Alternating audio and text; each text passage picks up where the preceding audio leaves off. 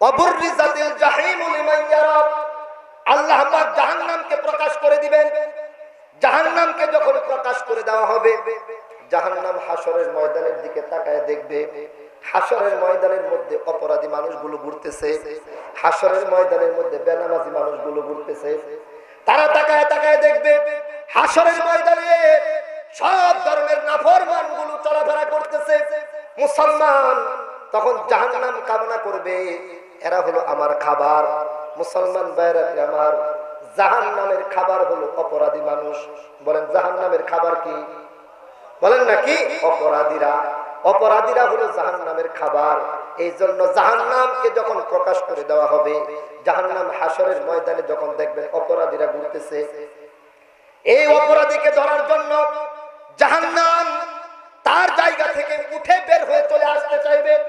ও মুসলমান, জাহান্নাম চাইবে আমি ধরে ফেলি, তাদেরকে তাড়াতাড়ি খেয়ে ফেলি। আল্লাহ পাক রব্বুল আলামিন জাহান্নামকে তখন নিয়ন্ত্রণ করার জন্য 19 জন ফেরেশতা নিয়োগ করবে। বলেন কতজন? জোরে বলেন না কয়জন? 19 জন।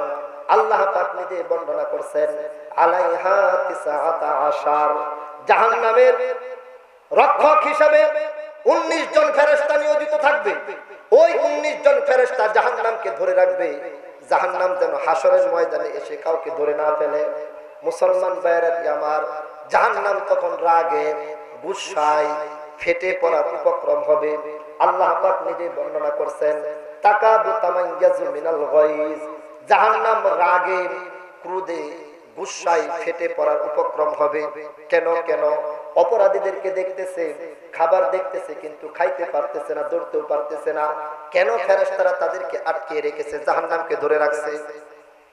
মুসলমান ভাইরা আমার, ওই মুহূর্তে জাহান্নাম যখন কোনোভাবেই অপরাধীদেরকে ধরতে পারবে না, রাগে গুসায় জাহান্নাম একটা চিৎকার মারবে। মুসলমান, এমন জোরে জাহান্নাম একটা চিৎকার দিবে, চিৎকার দিবে। ওই চিৎকারের কারণে গোটা হাসরের ময়দানের মধ্যে যতগুলো মানুষ উপস্থিত থাকবে, প্রত্যেকটা মানুষ বেহুশ হয়ে পড়ে যাবে। সব মানুষ বেহুশ হয়ে পড়ে থাকবে হাসরের ময়দানে। মুসলমান ভাইরা আমার, আমি এবং আপনি, এমনকি তামাম দুনিয়ার প্রত্যেকটা মানুষ পর্যন্ত বেহুশ হয়ে যাবে। ওলি আউলিয়া গাউস কুতুব বুজুর্গানে দিন যারা আছে তারাও বেহুশ হয়ে যাবে। মুসলমান ভাইরা আমার, বেহুশ।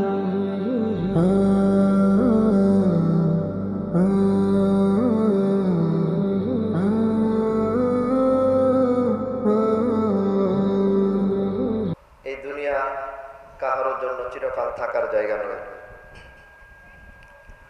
এই দুনিয়াতে যারা এসেছে তারা সকলেই ইতিপূর্বে এক এক করে দুনিয়া থেকে চলে গেছে। আজকে আমরা যারা এখানে আছি, আল্লাহ পাকের কসম, সামনে একটা সময় আসবে যখন আমরা এই দুনিয়ার বুকে থাকতে পারবো না, আমরাও চলে যাব। কিন্তু চিন্তা করার বিষয়, চলে যাওয়ার পরে আমার কি অবস্থা হবে?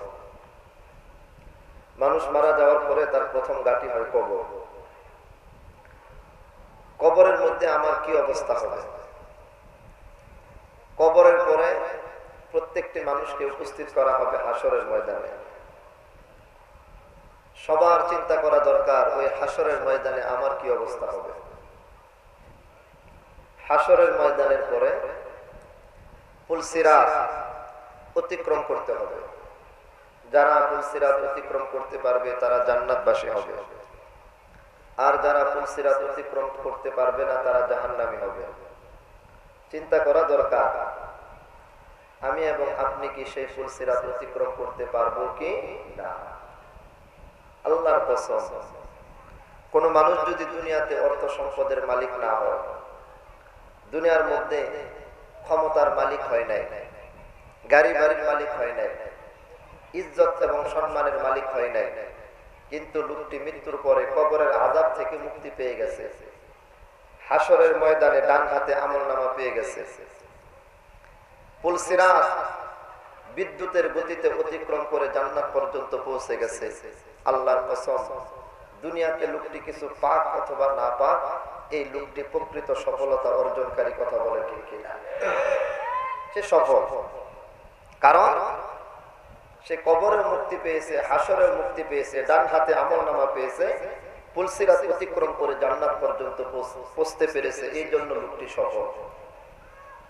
পক্ষান্তরে আরেকজন মানুষ দুনিয়াতে বিশাল ক্ষমতার মালিক হলো, গাড়ির মালিক হলো, বাড়ির মালিক হলো, ইজ্জত এবং সম্মানের মালিক হলো, কিন্তু লোকটি মৃত্যুবরণ করার পর কবরের মধ্যে আযাবের ফেরেশতাদের হাতে গ্রেফতার হয়ে গেল, হাসরের ময়দানে বাম হাতে আমলনামা পেয়ে গেল, এবং লোকটি পুলসিরাত অতিক্রম করতে না পারার কারণে কেটে কেটে জাহান্নামের মধ্যে নিক্ষিপ্ত হলো। আল্লাহর কসম, আল্লাহর কসম, এই লোকটি যদি তামাম দুনিয়ারও মালিক হয়ে যায়, এই লোকটি হলো সবচেয়ে বড় কপাল পোড়া এবং হতভাগা। কথা বলে ঠিক কিনা? আল্লাহ পাক আমাদেরকে দুনিয়াতে যে অবস্থাতে রাখো, তবে আমরা আল্লাহর কাছে চাবো, আল্লাহ তুমি আমাদেরকে দুনিয়াতেও ভালো রাখো, কবরেও ভালো রাখো, হাসরেও ভালো রাখো। কথা ঠিক কিনা?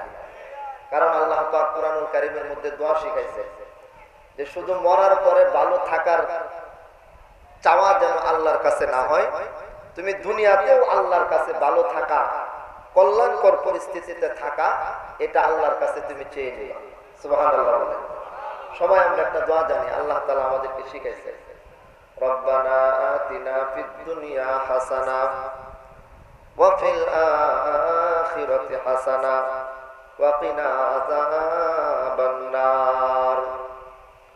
আল্লাহ পাক রব্বুল আলামিন আমাদেরকে দোয়া শিখাইছেন, আমরা যেন দোয়া করি, ও আমাদের রব তুমি আমাদেরকে দুনিয়ার মধ্যে কল্যাণ দান করো, আল্লাহ আখিরাতের মধ্যেও কল্যাণ দান করো। দুনিয়া এবং আখিরাতে কল্যাণ দান করার পাশাপাশি আমাদেরকে তুমি জাহান্নামের আযাব থেকে রক্ষা করো। কথা ঠিক কিনা বলেন? এই জন্য আমরা যারা মুসলমান হিসাবে, ইমানদার হিসাবে আল্লাহ পাকের কাছে দোয়া করব, আল্লাহ তুমি আমাদেরকে দুনিয়াতেও কল্যাণ দান করো, ভালো রাখো। আল্লাহ গো, কবরের ভিতরেও আমাদেরকে তুমি ভালো রাখো, হাসরের ময়দানেও আমাদেরকে তুমি ভালো অবস্থার মধ্যে রাখিও। আল্লাহ গো, হাসরের ময়দানে আমাদের ডান হাতের মধ্যে আমলনামা দান করিও। রব্বুল আলামিন আমাদেরকে তুমি পুলসিরাত বিজলির গতিতে, বিদ্যুতের গতিতে পার করে চিরস্থায়ী শান্তির ঠিকানা জান্নাত পর্যন্ত দান করিও। কথা বলে ঠিক কিনা? মুসলমান ভাইয়েরা রে আমার, এই পৃথিবীর বুকে কিছু মানুষ আছে, তারা শুধুমাত্র কেবলমাত্র এই দুনিয়ার সুখ শান্তি, আরাম আয়েশ আর ইজ্জত এবং সম্মান কামনা করে। কথা বলে ঠিক কিনা?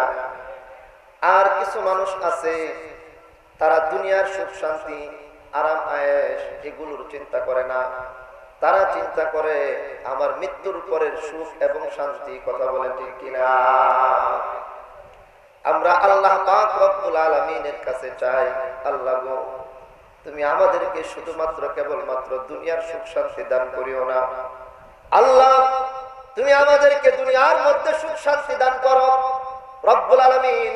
পাশাপাশি হাসরের ময়দানে আমাদের ডান হাতে আমলনামা দিয়ে মৃত্যুর পরে চিরস্থায়ী শান্তির ঠিকানা জান্নাত পর্যন্ত আমাদেরকে দান করিও। কথা বলে ঠিক কিনা? কারা কারা দুনিয়াতেও শান্তি চান, আখিরাতেও শান্তি চান? দুইটা হাত উঠায় আল্লাহ পাক রব্বুল আলামিনকে দেখান। রব্বুল আলামিন তোমার কুদরতি নজর দিয়া তাকায় দেখো, আজকে শিরিন চালা পূর্ব পাড়ার যুব সমাজ যে ইসলামী মহা সম্মেলনের আয়োজন করলো গো মাওলা, এখানে উপস্থিত প্রত্যেকটি বান্দা, পর্দার আড়ালে উপস্থিত প্রত্যেকটি মা এবং বোনেরা হাসরের ময়দানে চিরস্থায়ী শান্তির ঠিকানা জান্নাত চাই। আল্লাহ দুনিয়াতেও আমাদেরকে কল্যাণ দান করো, মৃত্যুর পরেও কল্যাণ দান করো রব্বুল আলামিন। আমাদের কাউকে তুমি বঞ্চিত করিও না, জুড়ে বলেন আমিন। একটু কষ্ট দিলাম, রাগ করছেন নাকি? মুসলমান ভাইরা রে আমার, দিলের কান দিয়ে কথাগুলো শুনবেন। এই দুনিয়ার বুকে মানুষ সুখে থাকুক আর দুঃখে থাকুক, আরামে থাকুক আর কষ্টে থাকুক, ইজ্জত এবং সম্মানের অধিকারী হোক অথবা না হোক, দুনিয়ার মধ্যে তার ক্ষমতা থাকুক অথবা না থাকুক, আল্লাহর কসম, আল্লাহর কসম, এই দুনিয়া ছেড়ে তাকে চলে যেতে হবে। মুসলমান ভাইয়েরারি আমার, আসল কথা হলো আমার দুনিয়াতে আমি কিভাবে থাকলাম না থাকলাম, এটার চেয়ে গুরুত্বপূর্ণ বিষয় হলো আমার মৃত্যুর পরে আমি কোন অবস্থায় থাকবো। কথা বলেন ঠিক কিনা?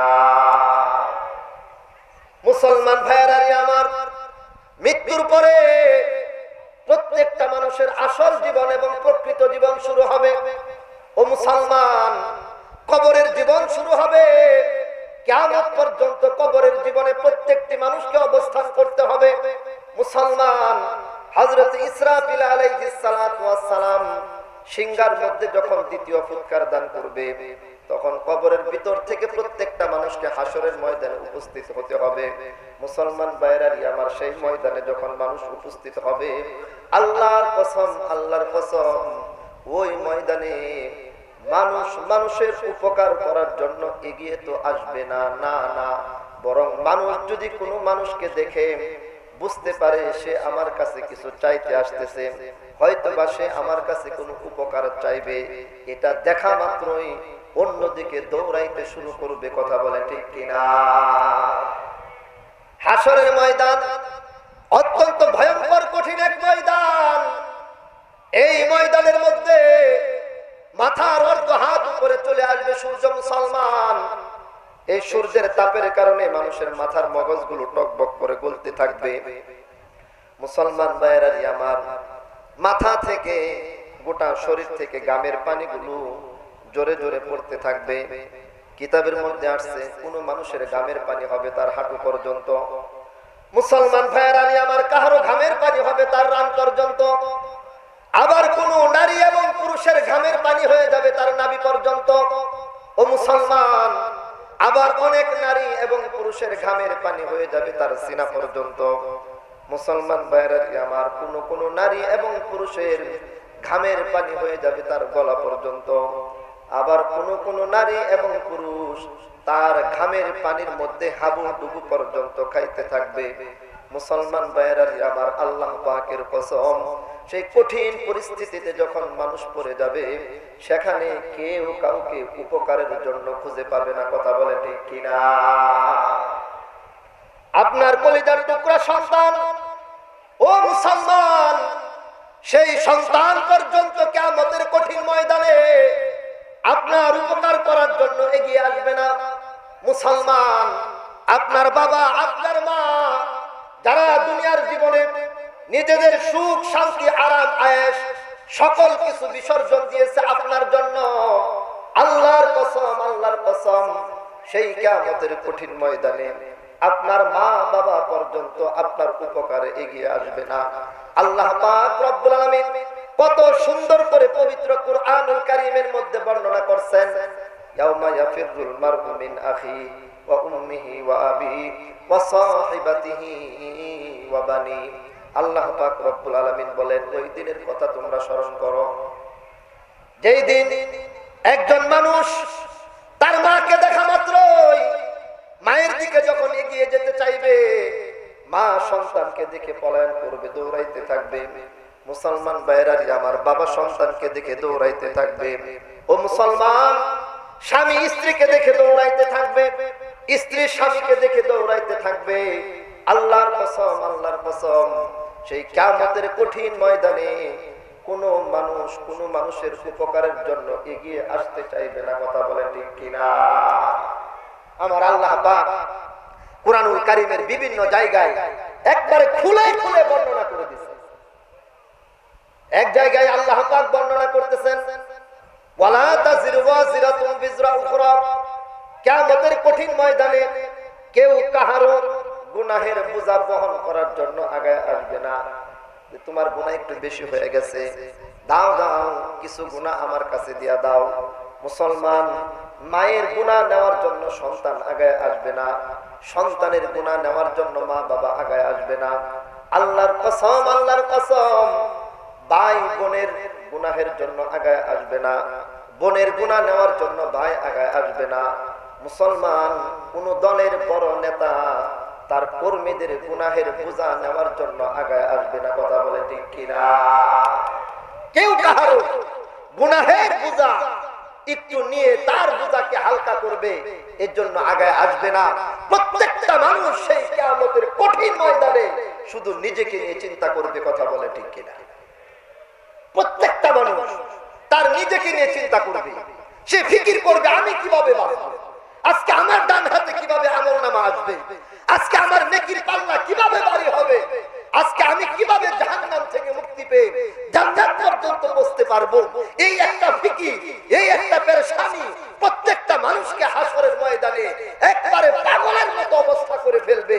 ও মুসলমান, আল্লাহর কসম, আল্লাহর কসম, যে দুনিয়ার জন্য আজকে আমি এবং আপনি মসজিদকে ছেড়ে দিলাম, নামাজকে ছেড়ে দিলাম, যে স্ত্রীর সুখের জন্য আমি হালাল হারামের পার্থক্যকে ছেড়ে দিলাম, যে সন্তানের উজ্জ্বল ভবিষ্যৎকে গড়ার জন্য আমি দুনিয়ার মধ্যে আল্লাহ পাকের হুকুম আহকাম, কোনটা আদেশ কোনটা নিষেধ, এগুলোর পরোয়া পর্যন্ত করা ছেড়ে দিলাম। আল্লাহর কসম, সেই সন্তান সন্ততি, স্ত্রী, আত্মীয় স্বজন, দলের নেতা, দলের কর্মী, কেউ তাহার উপকারে আসবে না। কথা বলে ঠিক কিনা? এই ব্যাপারে কারা কারা একমত? দুইটা হাত ওটা আল্লাহরে দেখাবে যে হাসরের ময়দানে বিপদে পড়লে কাউকে খুঁজে পাওয়া যাবে না। কথা ঠিক কিনা বলেন? হাত উঠায় রাখেন, আল্লাহ দেখো। আল্লাহ আমরা বিশ্বাস করি, দুনিয়ার মা বাবা, আত্মীয় স্বজন, আল্লাহ কোন দলের নেতা, কোন দলের কর্মী হাসরের ময়দানে বিপদে পড়ে গেলে কাউকে খুঁজে পাবো না। আল্লাহ সেই কিয়ামতের কঠিন ময়দানে মাওলা তুমি আমাদের জন্য সহায়ক হও। আল্লাহ তোমার হাবিবের সুপারিশ আমাদের ভাগ্যে নসিব করিও। জুড়ে বলেন আমিন। কষ্ট দিলাম, রাগ করছেন নাকি? হুজুর দুইটা হাত উঠায় রাখছে, মাহফিলটা একটু এলোমেলো পরিবেশ ছিল। আলহামদুলিল্লাহ ভাই, যারা দাঁড়ায় আছেন একটু কষ্ট করে ভিতরে ঢুকে পড়েন, পিছনের ভাইরা যারা আছেন আপনারা একটু ঢুকে পড়েন, পরিবেশটা সুন্দর হোক। এত বড় আলেম আল্লামা নজরুল ইসলাম কাসিম এত অল্প সময়ের ভিতরে উনার মতো একজন আলোচক এই সিঁড়ির চালা যুব সমাজ দাওয়াত করে এখানে আনতে পেরেছে, আমার মনে হয় এটা গোটা সিঁড়ির চালাবাসীর জন্য অত্যন্ত বহুত বড় একটি সৌভাগ্য। কথা ঠিক কিনা? হুজুর আসতেছেন, এজন্য আপনারা খুশি না নারাজ? আর একটু জোরে সুরে বলেন না, খুশি না নারাজ? খুশি থাকলে গলাটা একটু পরিষ্কার করে আল্লাহর নামে একটা তাকবীর দেন। গলা পরিষ্কার করেন না সবাই? জোরে সুরে তাকবীর দিতে। এতদিন তো আমরা জয় বাংলা, জয় বঙ্গবন্ধু সহ, জিয়ার সৈনিক সহ অনেক স্লোগান আমরা দেখেছি, শুনেছি। আজকে আমরা আল্লাহর নামের একটা স্লোগান দিয়ে এই সিঁড়ির চালার প্রত্যেকটা মানুষকে জানিয়ে দিতে চাইবো, আর ঘরে বসে থাকার সময় নাই। চলে আসুন মাহফিলের প্যান্ডেলের ভিতরে, জান্নাতে যাওয়ার রাস্তা বাততে দেওয়া হচ্ছে। যারা জান্নাতে যেতে ইচ্ছুক, কোরআন হাদিস মোতাবেক চলতে ইচ্ছুক, চলে আসেন। আল্লাহর নামের স্লোগান দিয়ে আপনাদেরকে আল্লাহর দিকে আহ্বান করা হচ্ছে। কথা বলে ঠিক কিনা? জোরে সুরে দিবেন নি তাকবীর? আর আস্তে দিবেন আতুরা। আমি জোরের দলে নাই, হ্যাঁ, আর ভুল করলে হইব না তো। জোরের দলে আছেন কারা কারা? জোরে সুরে দিবেন আতুরা। গলা পরিষ্কার আছে সবার ইনশাআল্লাহ? হাতটা নাও। আমরা কোন নেতার নামে দিতেছি না। কথা ঠিক কিনা বলেন? কোন নেতার নামে না, কোন দলের নামে না। আলেম ওলামাদের স্লোগান নারায়ে তাকবীর, আল্লাহু আকবার। কথা ঠিক কিনা বলেন? এই স্লোগানের মধ্যে যে পাওয়া, এই স্লোগানের মধ্যে আল্লাহ পাক যে শক্তি রেখেছেন, এই পাওয়ার আর শক্তির বদৌলতে হাজার হাজার লক্ষ লক্ষ কাফের ময়দান ছেড়ে পলায়ন করতে বাধ্য হয়েছে। কথা ঠিক কিনা বলেন? আজকে মুসলমান বীরের জাতি, আজকে তারা যদি সজাগ দৃষ্টি রাখে, আজকে মুসলমান যদি তাদের পূর্বের ইতিহাস ঐতিহ্যকে ধারণ করে, এখন পর্যন্ত পৃথিবীর বুকে আল্লাহর নামের স্লোগান দিয়ে আল্লাহর নবীর তরিকায় মাঠের ময়দানে নেমে পড়ে, আল্লাহর কসম, আল্লাহর কসম, ইহুদির বাচ্চারা, ইহুদির কুত্তাগুলো একটা মুসলমানের উপরে হামলা করার মতো দুঃসাহস দেখাতে পারবে না। কথা বলে ঠিক কিনা? একটু জোরে সুরে গলা পরিষ্কার করে সবাই আল্লাহর নামের স্লোগান দিতে হবে। আল্লাহর নামের স্লোগান দিয়ে বাতিলদেরকে, ইসলাম বিরোধী যারা আছে তাদেরকে সতর্ক করে দিতে হবে। বাংলার মুসলমান ঐক্যবদ্ধ, পৃথিবীর মুসলমান যদি ঐক্যবদ্ধ হয়ে যায়, পৃথিবীর কোন প্রান্তে একটা মুসলমান নির্যাতিত হলে গোটা পৃথিবীর মুসলমান আল্লাহু আকবারের স্লোগান দিয়ে মাঠে নেমে পড়বে। কথা বলে ঠিক কিনা? গলা পরিষ্কার আছে তো ইনশাআল্লাহ? সবাই জোরে সুরে তাকবীর দিবেন। নারে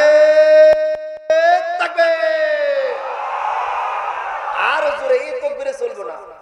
এই তকবীর তো আমরা বিগত 17 বছর পর্যন্ত আমরা যখন জুলুমের শিকার ছিলাম, আমাদেরকে মিথ্যা মামলা দায়ের করা হয়েছে, ওলামায়ে কেরামদের হাত পায়ের মধ্যে ডান্ডা বেরি পরানো হয়েছে, মতিঝিলের শাপলা চত্বরে হাজার হাজার ওলামায়ে কেরামের রক্ত ঝরানো হয়েছে, ওলামায়ে কেরামদেরকে শহীদ করা হয়েছে।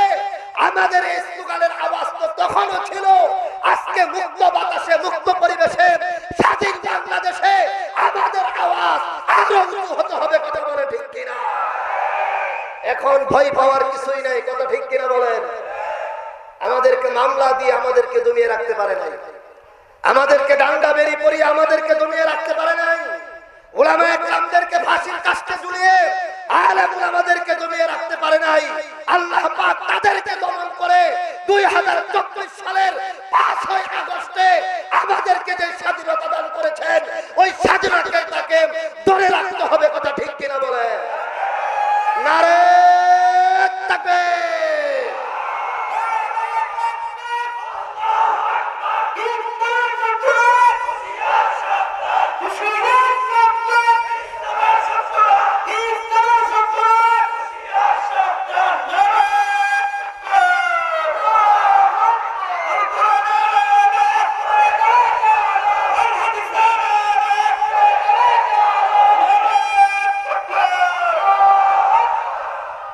সংগ্রামী তৌহিদি জনতা ভাই যারা দাঁড়ায় আছেন, তাড়াতাড়ি ভিতরে ঢুকে। এই তাকবীর দিতেছি আপনাদেরকে আনার জন্য।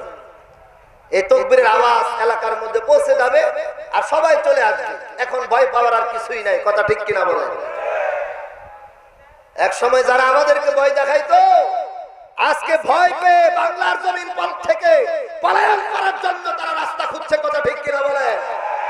এখন ভয় পাওয়ার আর কিছুই নাই। আজকে শিরির চালার উমর ইবনুল খাত্তাব রাদিয়াল্লাহু তাআলা আনহুর নামে যে যুব সমাজ আজকে ইসলামের পতাকাকে উড্ডীন করার জন্য, এই এলাকার মানুষদেরকে ইসলামের পথে আহ্বান করার জন্য ঐক্যবদ্ধ হয়ে গিয়েছে, মুসলমানদের ভয় পাওয়ার কোনো কারণ নাই। কথা ঠিক কিনা বলে? আমরা ঐক্যবদ্ধভাবে ইসলামের পক্ষে, কোরআনের পক্ষে আছি, ইনশাআল্লাহ মৃত্যু পর্যন্ত থাকবো। কথা ঠিক কিনা বলে? আল্লাহ কবুল করুক বলেন আমিন। আমি যে কথা বলতেছিলাম, আমার বয়ান যেদিকে সেদিকে আমি থাকি।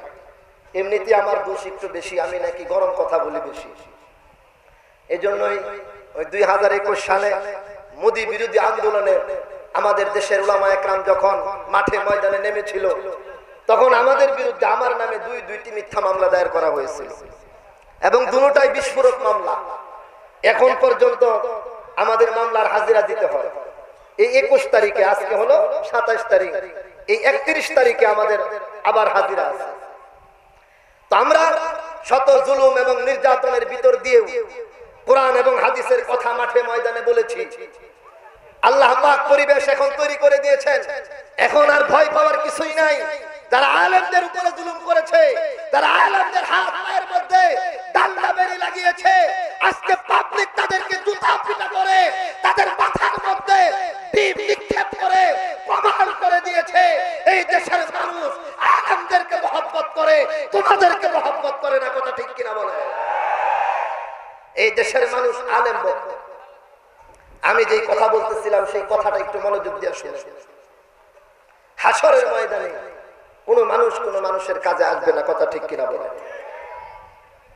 আল্লাহ পাক রব্বুল আলামিন নিজে বর্ণনা করছেন কোরআনুল কারীমের আরেক জায়গায়, ওয়ালা ইয়াসআলু হামিমুন হামিমা ইউবাসসারুনাহুম ইয়াবাদুল মুজরিমু লাউ ইয়াফতাদি মিন আযাবি ইয়াউমি ইযিন বিবানি।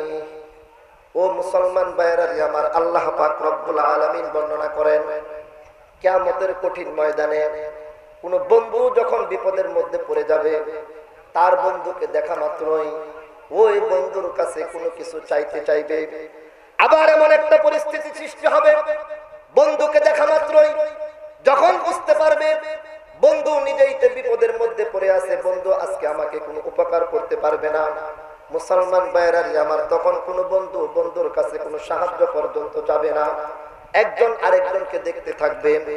আর যখন বুঝতে পারবে আমি বিপদে পড়ে গেছি, আজকে আমার বন্ধু আমার উপকার করতে পারবে না, আজকে আমার মা, আজকে আমার বাবা আমার কোনো উপকার করতে পারবে না, ও মুসলমান, তখন কিয়ামতের কঠিন ময়দানে একজন অপরাধী, ইয়াবাদুল মুজরিমু, অপরাধী সে কামনা করবে, আজকে কঠিন বিপদের মধ্যে পড়ে যাইতেছি আমি, এই বিপদ থেকে বাঁচার জন্য আমার জন্য যদি কোনো রাস্তা থাকতো আমি সেই রাস্তাটাকে অবলম্বন করতাম। মুসলমান ভাইয়েরা, আমার কি রাস্তা সে অবলম্বন করবে? একজন অপরাধী সে কামনা করবে, আল্লাহ আজকে আমি বিপদে পড়ে গেলাম, আমার বিপদ থেকে উদ্ধারের জন্য আল্লাহ গো, যদি বিনিময়ে আমার মা বাবাকে জাহান্নামে ফেলে দিতে হয়, আল্লাহ তোমার কাছে আমি বলতেছি আমার মা বাবাকে তুমি জাহান্নামের মধ্যে ফেলে দাও, বিনিময়ে তুমি আমাকে রক্ষা করো। ও মুসলমান, একজন অপরাধী সেখানে বলতে থাকবে, আল্লাহ তুমি আমার সন্তানদেরকে জাহান্নামে ফেলে দাও, বিনিময়ে তুমি আমাকে জাহান্নামের আগুন থেকে রক্ষা করো। মুসলমান ভাইয়েরা আমার, আল্লাহ পাক রব্বুল আলামিন বলেছেন একজন অপরাধী এমন কথা পর্যন্ত কিয়ামতের কঠিন ময়দানে বলতে থাকবে, ওয়ামান ফিল আরদি জামিআ, আল্লাহ গো দুনিয়ার বুকে যত মানুষ এসেছিল সকল মানুষের উসিলায় সকল মানুষদেরকে জাহান্নামের মধ্যে নিক্ষেপ করে আল্লাহ বিনিময়ে তুমি আমাকে জাহান্নামের আগুন থেকে রক্ষা করো। মুসলমান ভাইয়েরা আমার, মানুষ কামনা করবে প্রত্যেকটা মানুষকে জাহান্নামে ফেলে দেওয়া হোক, বিনিময়ে আল্লাহ পাক যেন আমাকে রক্ষা করে, আমাকে রক্ষা করে। মুসলমান ভাইয়েরা আমার, আল্লাহর কসম, আল্লাহর কসম, সেই কিয়ামতের কঠিন ময়দানে কোনো মানুষের বিপদে উপকার করার জন্য আগায় আসবে না, সবাই শুধুমাত্র কেবলমাত্র নিজের চিন্তা করবে। ও মুসলমান, সেই কিয়ামতের ময়দানে যেহেতু কেউ কাহার উপকারে আসবে না, সেই ময়দানের জন্য আমার এবং আপনার কিছু পুঁজি তৈরি করা দরকার আছে না নাই? মুসলমান ভাইয়েরা আমার, কিছু পুঁজি তৈরি করা দরকার। ও মুসলমান, দিলের কান দিয়ে কথাটা শুনবেন, কিয়ামতের কঠিন ময়দানে কোন মানুষ যে কোন মানুষের উপকারে আসবে না, আমি এবং আপনি যদি একটু গভীরভাবে দৃষ্টিপাত করি জিনিসটা আমাদের কাছে একবার স্পষ্ট হয়ে যাবে। মুসলমান ভাইয়েরা আমার, আমরা দেখেছি বিগত 17 বছর পর্যন্ত আমাদের দেশ শাসন করেছিল আওয়ামী লীগ সরকার। এই সরকারের প্রধান যিনি ছিলেন শেখ হাসিনা। এই শেখ হাসিনা, তার অধীনস্থ অনেক মন্ত্রী ছিল, তার অধীনস্থ অনেক এমপি পর্যন্ত ছিল। মুসলমান ভাইয়েরা আমার, পুলিশ প্রশাসন পর্যন্ত তাদের অধীনস্থ ছিল। কথা বলেন ঠিক কিনা? ও মুসলমান ভাইয়েরা, জিনিসটি শুধুমাত্র কেবলমাত্র হাসরের ময়দানের একটি কথা বোঝানোর জন্য আপনাদের সম্মুখে টেনে আনতেছি। মুসলমান ভাইয়েরা আমার, দীর্ঘ 17 বছর পর্যন্ত তারা বাংলাদেশকে শাসন করলো।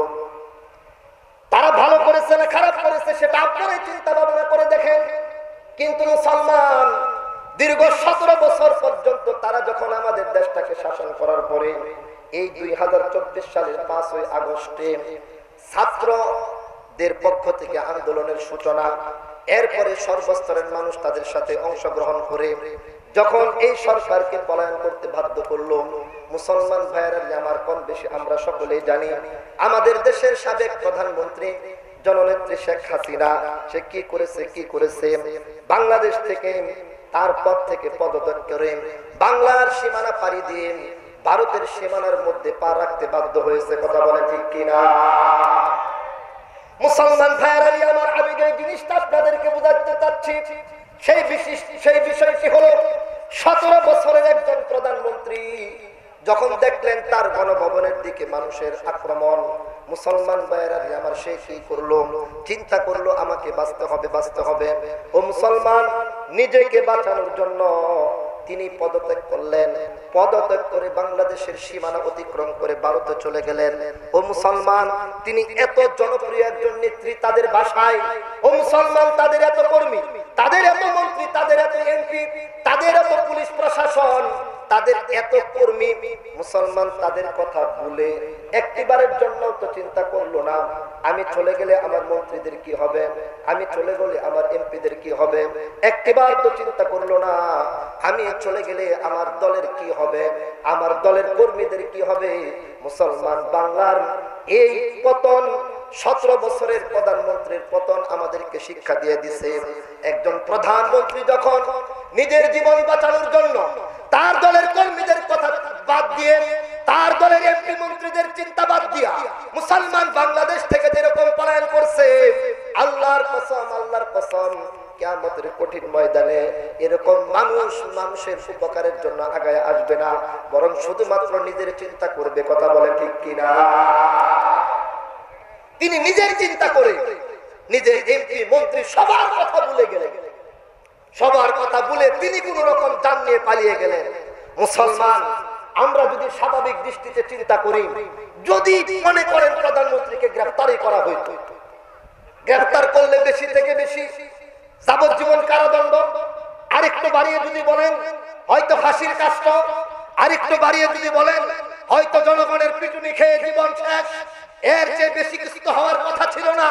কিন্তু মুসলমান, সাধারণ জেল, জুলুম আর হত্যাকে কেন্দ্র করে, এই ভয়কে কেন্দ্র করে যদি তিনি তার দেশ থেকে পলায়ন করে, নিজের কর্মী এমপি মন্ত্রীদের কথা চিন্তা না করে, মুসলমান কিয়ামতের কঠিন ময়দানে জাহান্নামের আযাব দেখে তখন প্রত্যেকটা মানুষ তার আত্মীয় স্বজন, বন্ধু বান্ধব, কর্মী সহ সবার কথা ভুলে গিয়ে শুধুমাত্র নিজের চিন্তা করবে। কথা বলে ঠিক কিনা?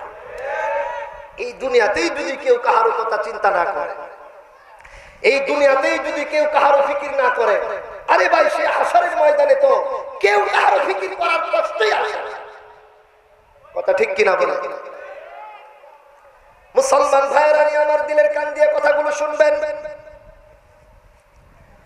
দুনিয়ার জীবনে মানুষ বড় ধরনের বিপদ দেখার পর নিজে সেই বিপদ থেকে বাঁচার জন্য নিজের আত্মীয় স্বজনদেরকে পর্যন্ত বিপদের মধ্যে ফেলে দেয়। মুসলমান ভাইরা আমার, নিজের কর্মীদেরকে পর্যন্ত বিপদের মধ্যে ফেলে দেয়। কেন? শুধুমাত্র কেবলমাত্র নিজে বাঁচার জন্য। মুসলমান ভাইরা আমার, দুনিয়ার জীবনে যদি বিপদ থেকে বাঁচার জন্য নিজের কর্মী, নিজের দলীয় লোকদেরকে, আত্মীয় স্বজনদেরকে মানুষ বিপদে ফেলে দিতে পারে, তাহলে কিয়ামতের ময়দানে কেন বিপদে ফেলে দিতে পারবে না? মুসলমান ভাইরা আমার, কে জানে না? কম বেশি আমরা সকলেই জানি হাসরের ময়দানে মানুষ কিভাবে নিজের আত্মীয় স্বজনদেরকে, এমনকি মা বাবাকে পর্যন্ত বিপদের মধ্যে ফেলে দিবে। মুসলমান ভাইরা আমার, আল্লাহ পাক রব্বুল আলামিন পবিত্র কুরআনুল কারীমের মধ্যে বর্ণনা করেছেন, কিছু মানুষ জান্নাতে যাওয়ার অনুমতি পেয়ে যাবে। এই মানুষগুলো যখন জান্নাতের দিকে অগ্রসর হতে থাকবে, এমন সময় পিছন দিক থেকে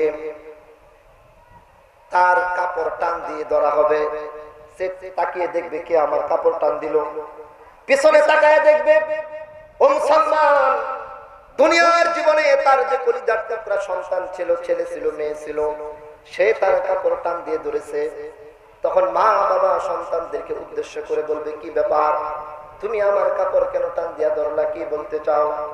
সন্তান তখন চিৎকার করে বলবে, মা, ও আমার বাবা, দুনিয়ার জীবনে তুমি নেক আমল করেছো, ভালো কাজ করেছো, আজকে তুমি জান্নাতে যাওয়ার অনুমতি পেয়ে গেছো। মা গো মা, বাবা গো বাবা, দুনিয়ার জীবনে আমি তোমাদের সন্তান ছিলাম, তোমরা যদি আমাকে দিন শিক্ষা দিতা, কোরআন এবং হাদিস শিক্ষা দিতা, তোমরা যদি আমাকে নামাজ শিক্ষা দিতা, তোমরা যদি আমাদেরকে ধর্ম শিক্ষা দিতা, তোমরা যদি আমাকে দাওয়াত ও তাবলীগের মেহনত শিক্ষা দিতা, মা গো মা, আজকে তো আমি বিপদে পড়তাম না। ও বাবা, আজকে আমি বিপদের মধ্যে পড়তাম না। আজকে আমি বিপদে পড়ে গেছি কেন? তোমাদের কারণে। কারণ দুনিয়ার জীবনে তোমরা আমাদেরকে দিন শিক্ষা দাও নাই, আল্লাহর বিধান শিক্ষা দাও নাই, নবীজির তরিকা পর্যন্ত আমাদেরকে শিক্ষা দাও নাই। মুসলমান ভাইরা আমার, সন্তান মা বাবার কাপড় টেনে ধরবে, মা বাবা পিছনে ফিরে বলবে, কেন আটকাইলা? সন্তান বলবে, মা, ও আমার বাবা, দুনিয়ার জীবনে তোমরা আমাদেরকে দিন শিক্ষা দাও নাই, এই জন্য আজকে তোমাদের কাপড় টান দিয়া ধরছি। মুসলমান ভাইরা আমার, আল্লাহ পাকের পক্ষ থেকে ঘোষণা হবে, কি ব্যাপার, তোমরা মা বাবাকে কেন আটকায়া দিলা? সন্তানটা চিৎকার করে বলতে থাকবে, আল্লাহ, মা বাবা আমাদেরকে দিন শিক্ষা দেয় নাই, নিজেরা ভালো পথে চলে আজকে তারা জান্নাতে চলে যেতে চায়। আল্লাহ গো, আমার মা বাবা যদি আমাদেরকে দিন শিক্ষা দিত, আমি অবশ্যই দিনের উপরে চলে তাদের মতো আজকে জান্নাতে যেতে পারতাম। মুসলমান ভাইরা আমার, আল্লাহ পাক তখন বলবেন, তাহলে সন্তানরা তোমরা কি চাও? সন্তানরা তখন বলবে, না জাআলহুমা তাহতা আকদামিনা লিয়াকুনা মিনাল আসফালিন। সন্তানরা চিৎকার করে বলতে থাকবে, আল্লাহ, মা বাবা যদি আমাদেরকে দিন শিক্ষা দিত, বিপদে পড়তাম না, দিন শিক্ষা দেয় নাই, এজন্য বিপদে পড়ছি। এই জন্য আল্লাহ তোমার দরবারে দরখাস্ত, যেই মা বাবা আমাদেরকে দিল থেকে দূরে সরায় রাখলো, আজকে ওই সকল মা বাবাদেরকে আমাদের পায়ের নিচে রেখে আল্লাহ তারপরে আমরা জাহান্নামের মধ্যে যাব। মুসলমান ভাইরা আমার দেখেন, কলিজার টুকরা সন্তান মা বাবার জান্নাতের দিকে যাওয়া, সে যাওয়াকে পর্যন্ত বাধাগ্রস্ত করবে, বলবে তাদেরকে নিয়ে আমরা জাহান্নামের মধ্যে যাব। কেন মা বাবা আমাকে দুনিয়ার মধ্যে শিক্ষা দান করলো না? মুসলমান ভাইরা আমার দেখেন, সন্তান মা বাবাকে জাহান্নামে যেতে বাধা দান করবে। মুসলমান কেন কেন? কারণ হাসরের ময়দানে, কিয়ামতের কঠিন ময়দানে কোনো মানুষ এরকম চাবে না যে আমার কাছের মানুষ বেঁচে যাক আর আমি বিপদে পড়ে যাই, বরং প্রত্যেকটা মানুষ কামনা করবে সবাই বিপদে পড়ে যাক, বিনিময়ে আমি বেঁচে যাই। কথা বলে ঠিক কিনা? এই ফ্যানটা একটু বন্ধ করে দেব। সবাই চাইবে আমি বেঁচে যাই আর সব মানুষ বিপদে পড়ে যায়। মুসলমান ভাইয়েরা আমার, সেই কিয়ামতের কঠিন ময়দানে মাথার অর্ধ হাত উপরে থাকবে সূর্য। ও মুসলমান, আল্লাহ পাক রব্বুল আলামিন জাহান্নামকে প্রকাশ করে দিবেন। ওয়াবুররিজাতিল জাহিমু লিমান ইয়ারা, আল্লাহ পাক জাহান্নামকে প্রকাশ করে দিবেন। জাহান্নামকে যখন প্রকাশ করে দেওয়া হবে, জাহান্নাম হাসরের ময়দানের দিকে তাকায় দেখবে, হাসরের ময়দানের মধ্যে অপরাধী মানুষগুলো ঘুরতেছে, হাসরের ময়দানের মধ্যে বেনামাজি মানুষগুলো ঘুরতেছে। তারা তাকায় তাকায় দেখবে হাসরের ময়দানে সব ধরনের নাফরমানগুলো চলাফেরা করতেছে। মুসলমান তখন জাহান্নাম কামনা করবে, এরা হলো আমার খাবার। মুসলমান ভাইরা আমার, জাহান্নামের খাবার হলো অপরাধী মানুষ। বলেন জাহান্নামের খাবার কি? বলেন নাকি? অপরাধীরা। অপরাধীরা হলো জাহান্নামের খাবার। এই জন্য জাহান্নামকে যখন প্রকাশ করে দেওয়া হবে, জাহান্নাম হাসরের ময়দানে যখন দেখবেন অপরাধীরা ঘুরতেছে, এই অপরাধীকে ধরার জন্য জাহান্নাম তার জায়গা থেকে উঠে বের হয়ে চলে আসতে চাইবে। ও মুসলমান, জাহান্নাম চাইবে আমি ধরে ফেলি, তাদেরকে তাড়াতাড়ি খেয়ে ফেলি। আল্লাহ পাক রব্বুল আলামিন জাহান্নামকে তখন নিয়ন্ত্রণ করার জন্য 19 জন ফেরেশতা নিয়োগ করবে। বলেন কতজন? জোরে বলেন না কয়জন? 19 জন। আল্লাহ পাক নিজে বর্ণনা করছেন, আলাইহা 19 জাহান্নামের রক্ষক হিসাবে 19 জন ফেরেশতা নিয়োজিত থাকবে। ওই 19 জন ফেরেশতা জাহান্নামকে ধরে রাখবে, জাহান্নাম যেন হাসরের ময়দানে এসে কাউকে ধরে না ফেলে। মুসলমান ভাইরা আমার, জাহান্নাম তখন রাগে গুসায় ফেটে পড়ার উপক্রম হবে। আল্লাহ পাক নিজে বর্ণনা করছেন, তাকাদু তামাইয়াজু মিনাল গায়জ, জাহান্নাম রাগে ক্রোধে গুসায় ফেটে পড়ার উপক্রম হবে। কেন কেন? অপরাধীদেরকে দেখতেছে, খাবার দেখতেছে, কিন্তু খাইতে পারতেছে না, ধরতেও পারতেছে না। কেন? ফেরেশতারা তাদেরকে আটকে রেখেছে, জাহান্নামকে ধরে রাখছে। মুসলমান ভাইরা আমার, ওই মুহূর্তে জাহান্নাম যখন কোনোভাবেই অপরাধীদেরকে ধরতে পারবে না, রাগে গুসায় জাহান্নাম একটা চিৎকার মারবে। মুসলমান, এমন জোরে জাহান্নাম একটা চিৎকার দিবে, চিৎকার দিবে। ওই চিৎকারের কারণে গোটা হাসরের ময়দানের মধ্যে যতগুলো মানুষ উপস্থিত থাকবে, প্রত্যেকটা মানুষ বেহুশ হয়ে পড়ে যাবে। সব মানুষ বেহুশ হয়ে পড়ে থাকবে হাসরের ময়দানে। মুসলমান ভাইয়েরা আমার, আমি এবং আপনি, এমনকি তামাম দুনিয়ার প্রত্যেকটা মানুষ পর্যন্ত বেহুশ হয়ে যাবে। ওলি আউলিয়া গাউস কুতুব বুজুর্গানে দিন যারা আছে তারাও বেহুশ হয়ে যাবে। মুসলমান ভাইয়েরা আমার, বেহুশ হয়ে পড়ে থাকার পরে এখানে কত হাজার বছর চলে যাবে আল্লাহ পাক ওই ভালো জানে। ও মুসলমান, আল্লাহ পাকের হুকুম হওয়ার পরে আস্তে আস্তে করে সবার হুঁশ ফিরে আসবে।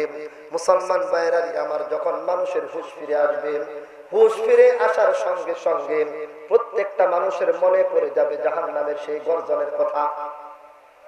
জাহান্নামের গর্জন শুনেই তো সবাই বেহুশ হয়ে গেছে।